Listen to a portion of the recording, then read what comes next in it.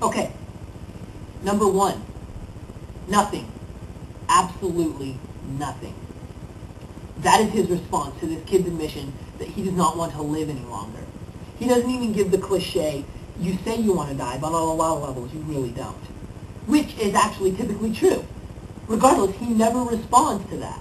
At best, he says, hell is not boring, but it is not fun, implying that the kid would go to hell if he died. He never even advises the kid to at least seek out a youth pastor at a local church, or, better yet, a qualified counselor at his school or local clinic. This was highly irresponsible of Ralph, because Ralph doesn't know whether or not he's the only person this kid has sought out. Alright, number two. Ralph's response to this kid's lack of goals is similarly lacking. In fact, the only thing Ralph really responds to in this kid's message is his doubt about God. He responds as though the kid was attacking Christianity, rather than admitting he saw no hope or reason in his life.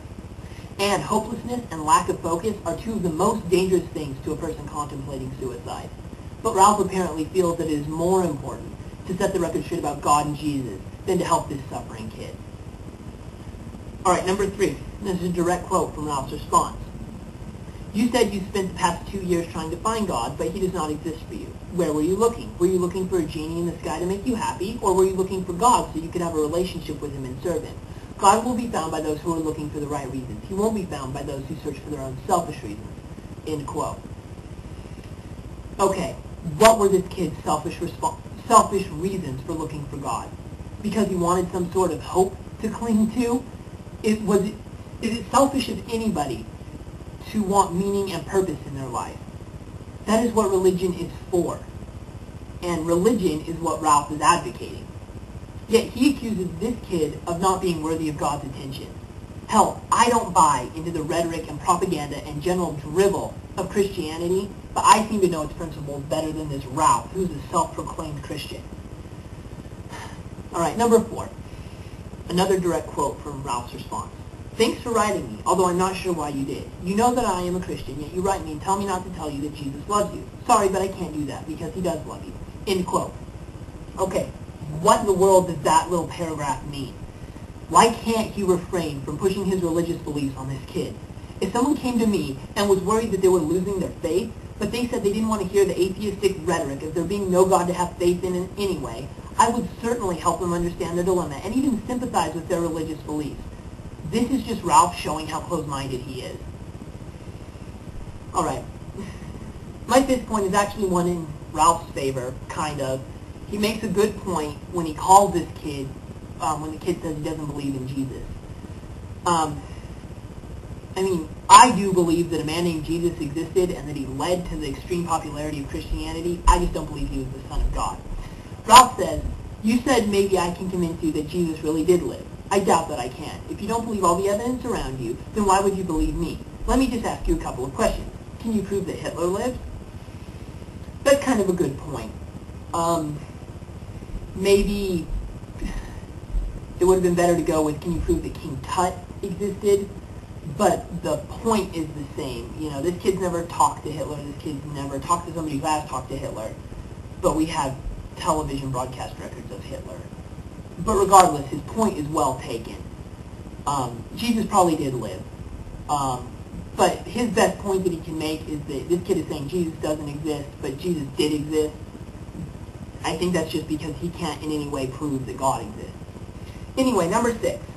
And, this next part just gets me. It's a generalization of the most extreme sort.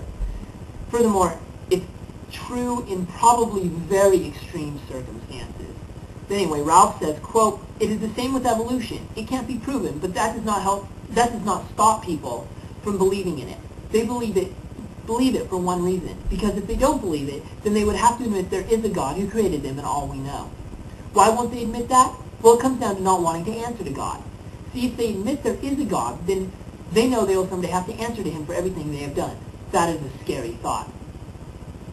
I can say for myself that I have never thought of my acceptance of the biological theory of evolution as a means of avoiding answering to God.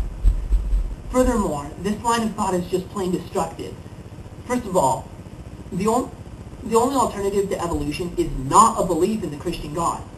Second of all, This creates the illusion that one cannot believe in God if one believes in evolution, and one cannot believe in evolution if one believes in God. Evolution and God are not mutually exclusive. There's always intelligent design. But that's a problem for another day. I could go on and on about the other problems in Ralph's response to this kid and what it shows about religion and Christianity especially. But I think I've made my points pretty clearly. Keep in mind that this one article is in no way indicative of anything in the whole schema of organized religion. It is kind of a stirring and a little bit frightening case study of one individual's experience with that system. I just feel bad for this kid. I hope he sought somebody else out. I personally believe that more harm than good comes from any group that is intolerant of other ways of thinking. I don't care what people believe, so long as they keep it to themselves. God gives people comfort. Science happens to give me comfort. To each your own. But by the force, if a troubled kid comes to you looking for guidance and just a little hope, be a compassionate human being and try to see from that person's perspective. And don't selfishly assume that your beliefs are the right answers for that kid.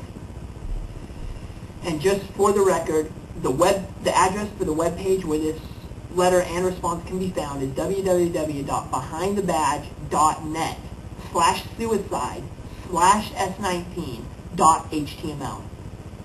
And somewhere on that website, Ralph gives a link to his email address in case you want to email him.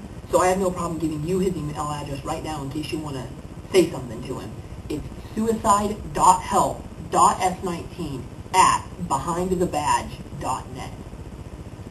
Yeah, it's pretty scary.